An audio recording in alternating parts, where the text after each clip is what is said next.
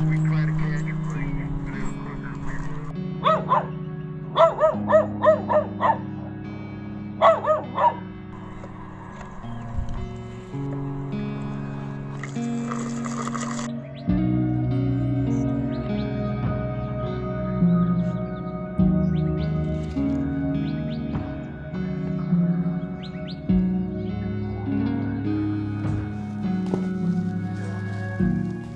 This never gets easier. The most gut-wrenching part of the story isn't that he was on the brink of death when I found him.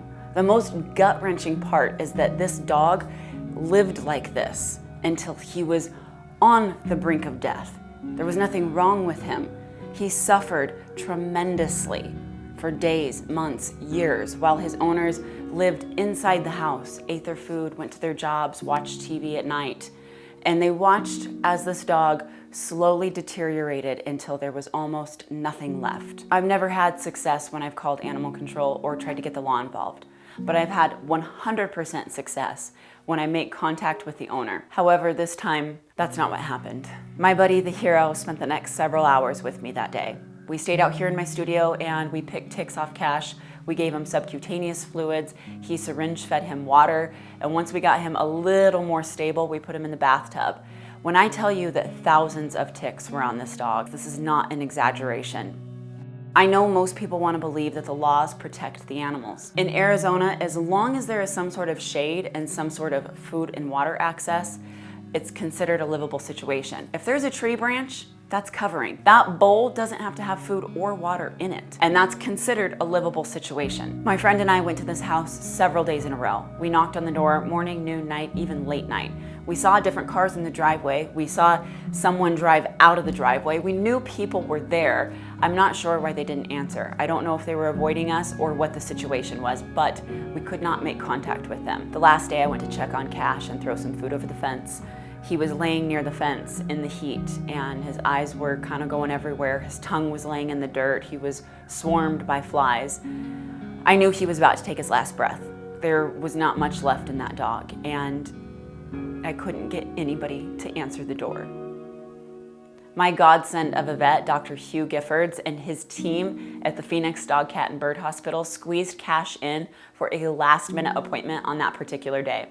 Now, depending on when you're watching this, as of right now, while I'm filming this story hasn't unfolded yet. It's not over. Cash is still with my vet. He's been with them for 5 days.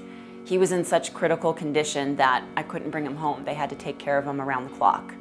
If you came here from TikTok, thank you for supporting this, and thank you for caring enough to come over here and find out how this all is going down. Also, have no idea what this vet bill is gonna be. I don't have any funding. This is just me and whoever I can get to help me on that particular day.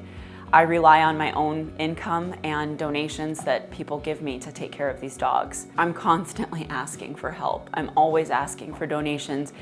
It's just never ending. If you're able to help financially, I could definitely use it. I am so nervous about this bill. I've never had a dog 5 days at a hospital like this, so I know it's gonna be a big one. If you can contribute, I would be forever grateful. My Venmo is Handover Rover. My website is handoverrover.com. If you're out of country and you don't have the option to use Venmo, you can use my website, handoverrover.com.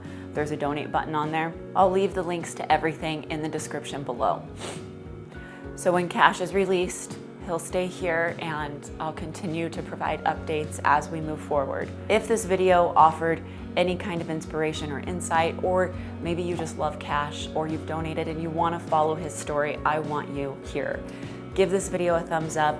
Please subscribe to this channel. I'm going to post all of his stories here. I've got a plethora of rescue stories that are currently unfolding that I'm working on, and I'm going to post some footage real time so you guys can hear what those conversations sound like when I talk to owners to negotiate a better situation for the dog. And if you need help training your dog, check out the Leash Foundation course. I'm going to leave the link below in the description. It's 7 videos, $20. It's yours forever. You can watch it at your own pace. Lastly, guys, remember, if you want to make a difference, you don't have to do all of it, but you can always do something. I'll see you in the next video.